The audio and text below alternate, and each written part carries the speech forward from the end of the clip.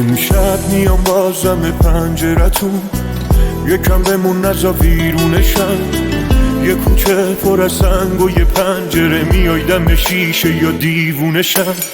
کی میگه دور باشیم از هم بهتره، کی میخواد فکر تو از سرم بپره. خیلی گفتم ولی این دفعه آخره، دلم پشت دره. نمیرم تا بیا، باید حرف بزنیم، بیا مشکل و حل کن. همه چین رو حواس، بیا تکلیف این دل تنگ و روشن کن. نمیرم تا بیا، باید حرف بزنیم، بیا مشکل و حل کن.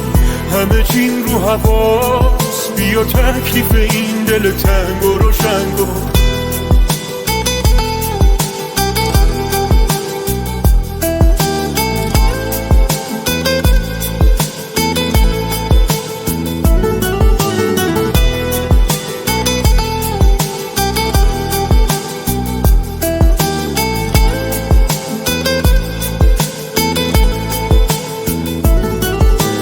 قاطی بود عطرت با بوی بارون، کسی نبود رو دست دوتامون.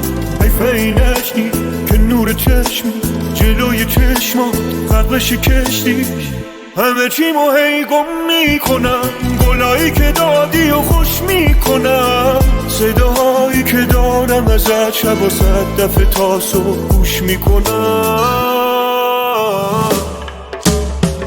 نمیرم تا بیام، باید حرف بزنیم، بیا مشکل و حل کن. همه چین رو حواس، بیا تکلیف این دل تنگ و روشن کن. نمیرم تا بیا، باید حرف بزنیم، بیا مشکل و حل کن. همه چین رو حواس، بیا تکلیف این دل تنگ و روشن کن.